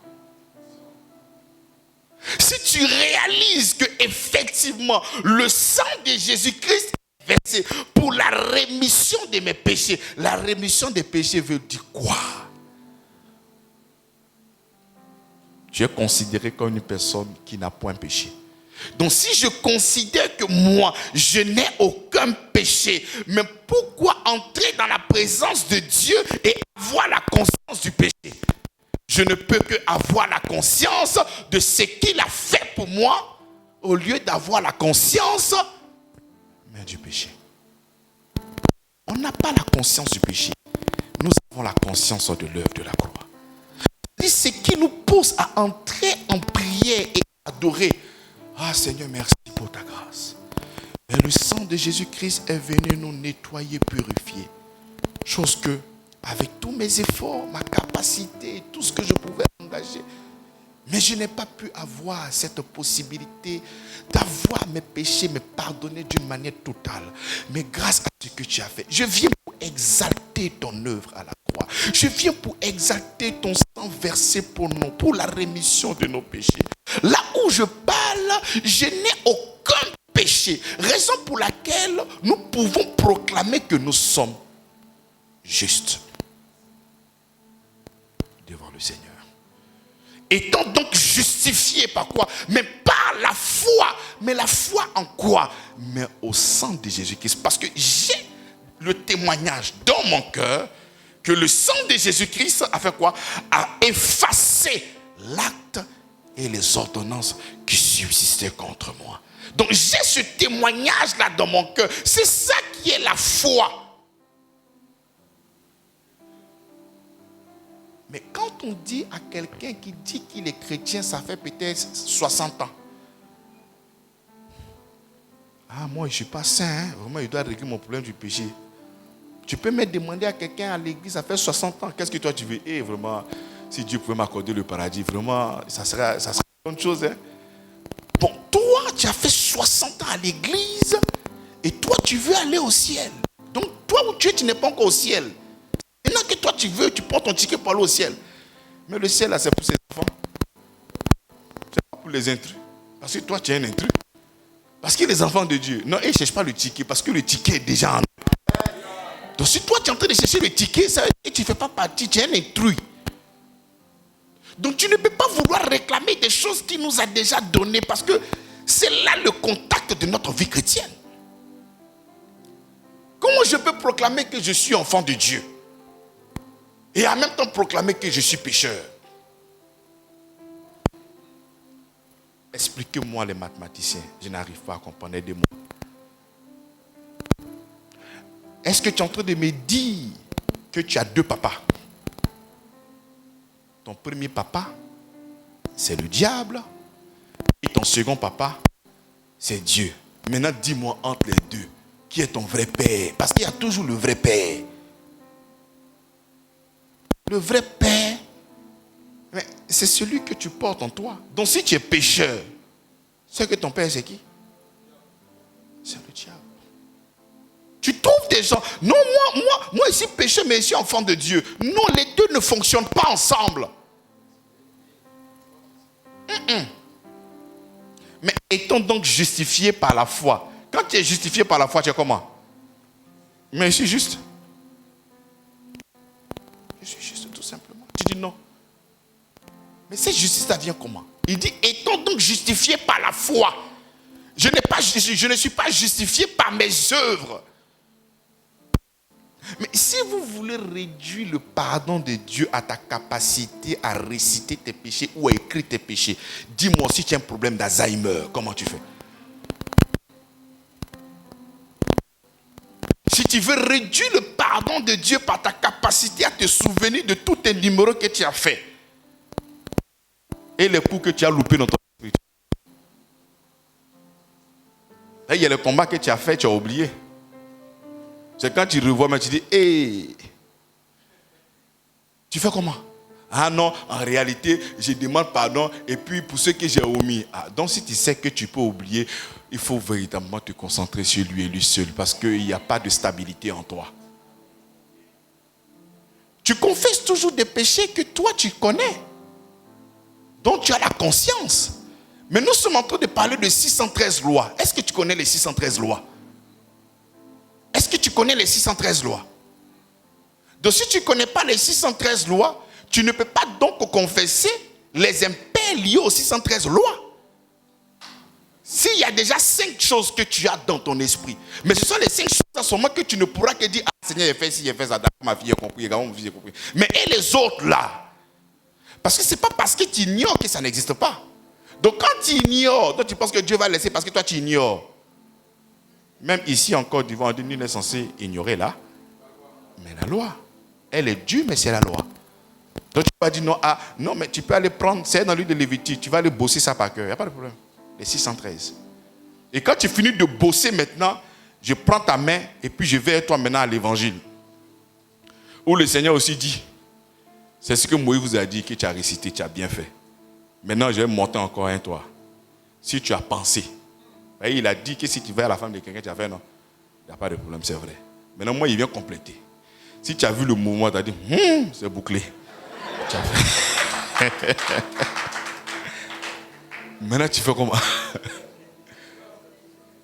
Bon, maintenant, tu fais comment? Quand les gens écrivaient la Bible, il n'y avait pas collant. Il n'y avait pas bustier. Il n'y avait pas voile. Il n'y avait pas toutes ces choses-là. Maintenant, tu fais comment?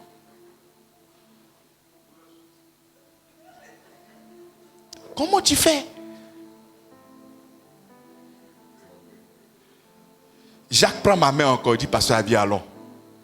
On arrive là-bas et dit, c'est lui qui sait faire quelque chose de bien et qui ne fait pas, ne commet un péché. Combien de fois tu as loupé une sauce parce que tu as mis beaucoup de sel? Tu es en enfer comme ça. J'attends pas ton amen. Hein? Combien de fois tu as fait gérétien, la sauce faisait 8000, mais tu as pris 500 pour payer ton petit truc. Ça t'a pris en même temps. En enfer. Donc cette histoire est compliquée. Combien de fois en traversant la voie tu as hésité? Ce qui est hésitation aussi est un péché. Fruit de non-conviction est un... Mais tu traversais la route, tu as hésité. Enfer. Ah, c'est qu'en enfer là, c'est compliqué. Hein?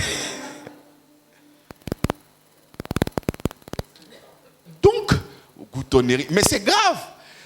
Dans l'ancienne alliance, pour être sacrificateur, tu n'as pas le droit d'avoir des problèmes sur ton corps. Parce que ton corps doit être parfait. Même tes yeux, tu ne peux pas porter lunettes. Il faudrait que tout soit correct. Tu as bouton. Et puis tu es sacrificateur, tu es dans le péché. Tu es sacrificateur, tu as date, tu es dans le péché. Bon, imagine-toi. C'est compliqué. Il n'y a pas sacrificateur chauve. Dès que tu es chauve, c'est péché. Mais si nous voulons aller comme ça là,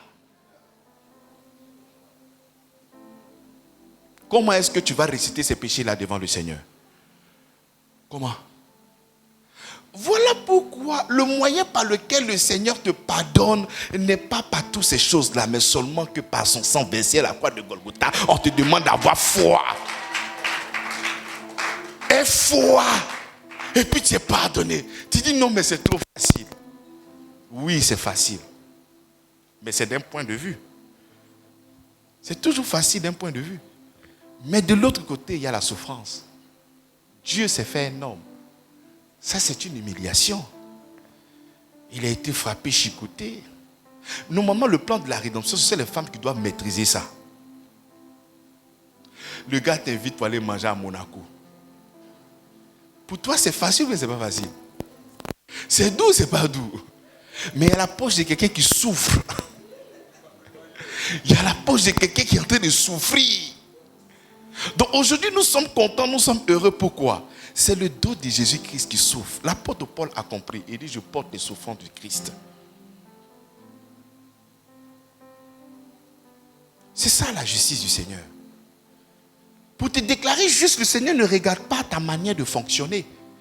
Pour te déclarer juste, Dieu regarde sur ton cœur là. Il y a Jésus dedans.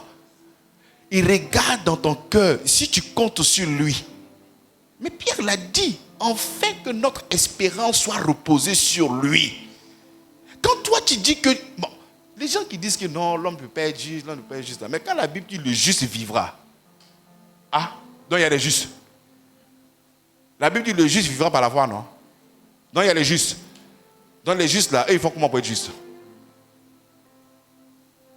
Il y a des gens ici, je ne mens pas, je ne fais pas ci, je ne fais pas ça, je ne fais pas comme si.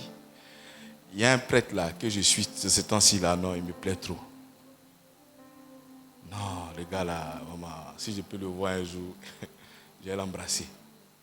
Il dit, il y a des femmes aujourd'hui qui font le malin. Moi, je suis dans la vie de sanctification. Non. Il dit, toi, tu es moins belle. Voilà pourquoi tu as moins de tentations.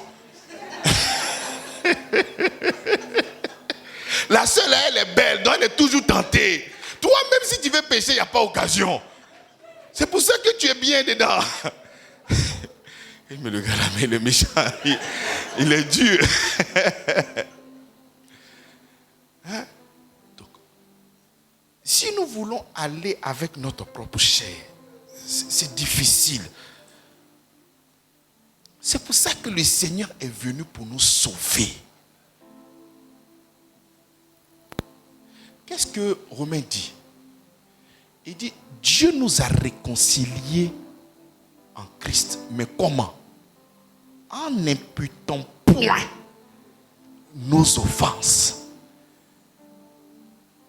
Mais si on impute, on ne comptabilise pas le péché sur toi, mais quand même tu as commis le péché. Mais qui comptabilise ça? C'est Jésus-Christ, ça tombe sur le dos de Jésus-Christ. Quand nous disons que nous sommes saints, mais c'est parce que nous avons un substitut. Il y a quelqu'un qui prend ma place. Et tout ce que j'ai fait, et tout ce que je fais, ne tombe que sur le dos de Jésus-Christ. Donc moi, je suis considéré comme une personne toujours remise de ses péchés. Pur, sain, net, sans problème. Ça, c'est l'amour du Seigneur. Il a fait cela pour que la grâce soit comment? Stable. Pour que ton salut soit comment? Stable. Bon, imagine-toi. Le Seigneur de Dieu qu'il est, la parole s'est fait chair, habité parmi nous, tout ce que nous avons dit là. Oui, son nom est élevé au-dessus de tous les noms. Il finit maintenant. On te demande tu vas où? Tu dis je vais à Cap Sud. Parce que si tu dis que tu vas à Cap Nord, il y a ton enfant qui a sûrement voulu partir avec toi. Donc tu dis il va à Cap Sud. Dès que tu sors, tu es en enfer. Donc en réalité, l'œuvre de la croix et tout ce que Jésus-Christ a fait, il a fait pourquoi? Pour rien. Parce que ça ne se repose que sur rien. Donc nous ne sommes plus justifiés par la foi, par la grâce au moyen de la foi. Non, on est justifiés par notre capacité à faire quelque chose. Non. Le péché a trouvé la solution.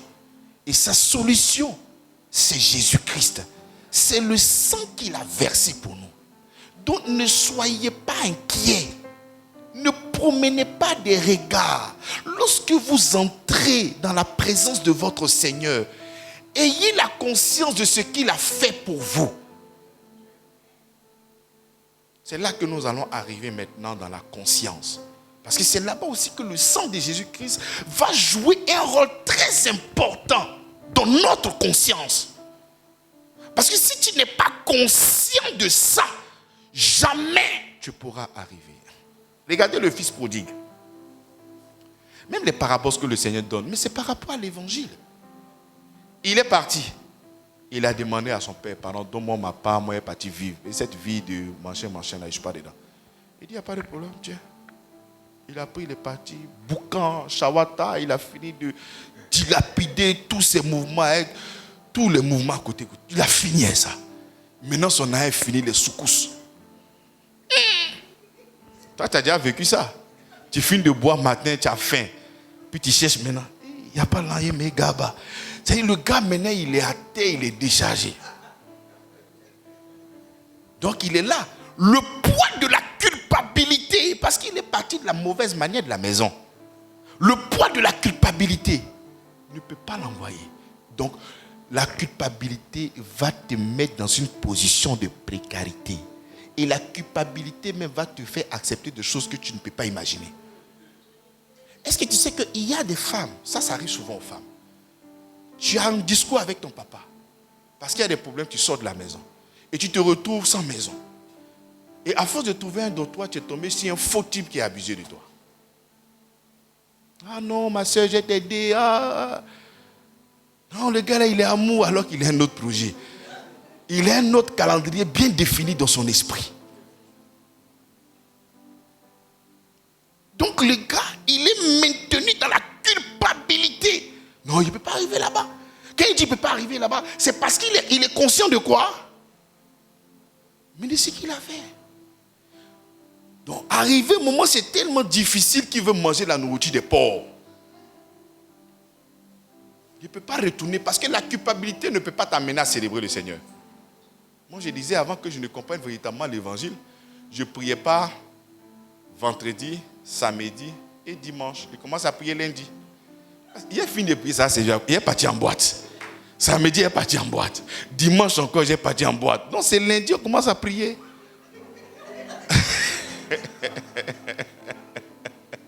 Alors que c'est lui la force afin de pouvoir sortir de ces gens d'engrenage. Mais puisque tu sais que tu as fait mal. Donc pourquoi prier? Il faut être honnête. C'est lundi, Seigneur, pardonne-moi. Parce que tu sais, la chair est faible, mais ton esprit est là, Seigneur. Pendant que le week-end arrive, et tu sais que c'est le même scénario que tu vas faire. Et tu es dedans, dans la culpabilité, tu es là. Mais ce qui m'a touché dans cette histoire, quand il voulait aller manger même la nourriture des porcs, il dit, même dans la maison de mon père, les mercenaires mangent bien. Donc qu'est-ce qui a fait qu'il est retourné à la maison? L'amour de son père. Avoir la conscience, pas l'amour de son père à son endroit. Parce que ce qu'il a mis, c'est le mercenaire. Il dit, même dans la maison de mon père, les mercenaires mangent bien. Donc moi, j'ai retourné en tant que mercenaire. Donc la conscience dans le plan de la rédemption, elle est très importante. Si tu n'as pas la conscience de ce que Jésus-Christ a fait, comment tu vas avoir la foi? Tu ne peux pas avoir la foi. Donc le gars retourne. Et quand il retourne, la culpabilité, la loi te donne un titre. Tu seras un mercenaire. Mais la grâce dit non, tu n'es pas un mercenaire, tu ne seras jamais mercenaire.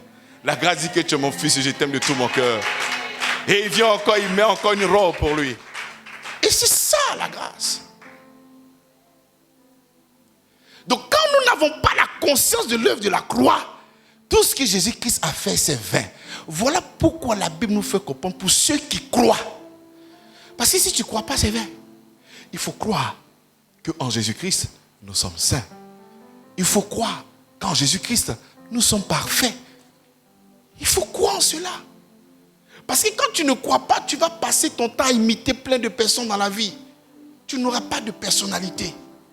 Tu vas lire la Bible là-bas et Seigneur, dis seulement un mot et serai guéri. Parce que je suis un pauvre pécheur. Qui a dit que tu es un pauvre pécheur? Ne prends pas la voix d'un centenier romain. Toi, tu n'es pas un centenier romain. Toi, tu es l'enfant de Dieu. Le sang est versé pour toi. Donc, il n'y a pas fait cette fausse humilité-là. Tu t'imagines, ton père te fait grâce. Aujourd'hui, il vit dans un château. Et puis, voilà, toi qui dormais autrefois dans un tout petit coin là. Et puis, tu vois maintenant ton papa a pris une grande maison. Et puis, ton papa te dit, ma fille, viens. Hé, papa, je ne suis pas digne d'entrer dans cette maison. On dit, si l'enfant n'est pas toc-toc. Non, papa, je ne suis pas digne d'entrer dans cette maison. Ah, tu as quel problème? Ah, dans la maison, c'est chez nous. Non, je ne suis pas digne. Tu n'es pas digne comment? Lorsque le sang de Jésus-Christ verse sur le tabernacle céleste, tu es digne de recevoir la bénédiction. Tu es digne d'être en contact avec le Seigneur. Tu es digne de porter l'héritage du Seigneur. Tu es digne de vivre les évidences. Et tout ce qui appartient à Dieu, mais t'appartient. Donc, le premier numéro, j'aimerais que nous puissions retenir que le sang de Jésus nous a effectivement réconciliés et que nous sommes justes. Que nous sommes justes. Si ta vie chrétienne n'est pas basée sur ce témoignage-là, ta vie chrétienne n'a pas encore commencé. Pour ce faire, je vais demander à celui qui n'a pas encore accepté Jésus-Christ, sur la base du véritable évangile, qui s'élève pour que nous puissions prier. Parce que tu peux t'engager en Jésus. Mon frère, tu sais, il y a trop de sorciers à l'église, il y a trop de sorciers au village. Si tu ne donnes pas ta vie à Jésus, là, ils vont te tuer. Hein? Mon accueil a donné ma vie à Jésus. Quelqu'un qui n'a pas de vie, il va donner sa vie à Jésus comment? Celui qui n'a pas Jésus n'a pas de vie. L'expression exacte, il faut accepter Jésus pour que tu aies une vie. Parce que si tu n'as pas accepté Jésus, tu n'as pas de vie. Tu as la mort en toi. On dit celui qui a dit tous ceux qui pêchent meurent. Donc celui qui n'a pas Jésus, il est comment? Il est mort. Donc si tu veux être logique en voulant donner, il faut donner ta mort à Jésus. Mais comme on ne donne pas la mort, acceptez Jésus. La Bible déclare à tous ceux qui l'ont reçu, à ceux qui croient en son nom, il a donné le pouvoir de devenir enfant de Dieu. Qui n'a pas encore accepté le Seigneur Jésus-Christ, et même ceux qui sont sur Internet, qui nous suivent, qui n'a pas encore accepté le Seigneur Jésus-Christ, il y a lieu, parce que tout ce qui est donné, tout ce qui est dit, est pour notre salut. Confesser la Seigneurie et confesser l'œuvre de la croix, confesser que son sang est versé pour nos péchés, est la déclaration la plus vraie qui puisse exister dans l'histoire de l'humanité. C'est le moyen par lequel nous entrons en contact véritablement avec le Seigneur. Alléluia. On va prier ensemble. On va dire, Seigneur, on va se lever. Le péché a créé une séparation entre toi et moi. Répétez après moi.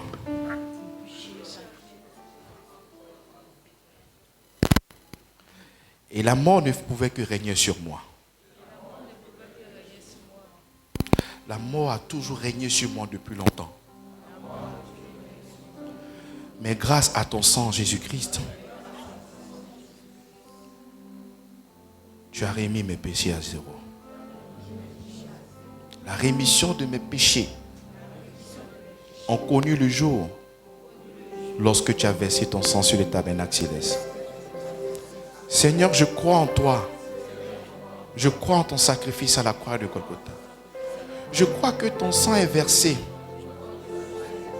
pour la rémission de mes péchés, pour ma rédemption. Je suis saint, je suis juste devant toi. Tu m'as justifié par ton sang. Et par la foi, je suis justifié par toi. Je compte sur toi. Ma foi se repose sur l'œuvre de la croix. Ma foi se repose sur ce que tu as fait. Ma foi se repose sur le sang versé à la croix de Golgotha. Je suis pur, sans faute, par toi et pour toi, au nom de Jésus-Christ. Amen. Commence à prier le Seigneur. Alléluia, j'ai la liberté.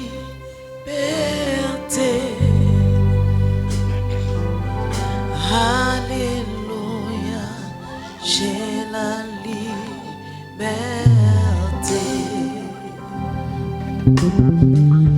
Alléluia, j'ai la liberté. Alléluia, alléluia, j'ai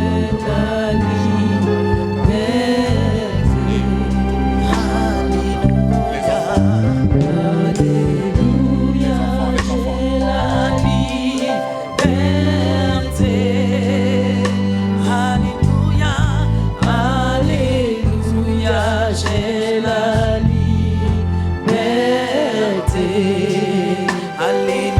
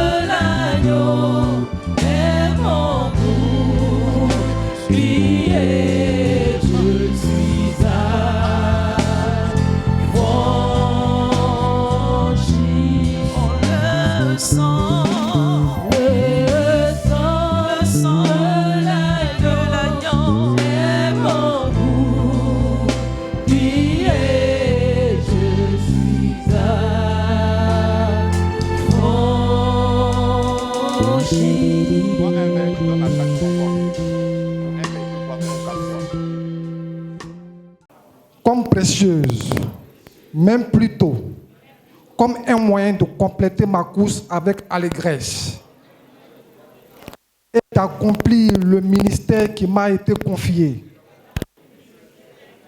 par le Seigneur Jésus, celui d'annoncer la merveilleuse nouvelle de la grâce divine.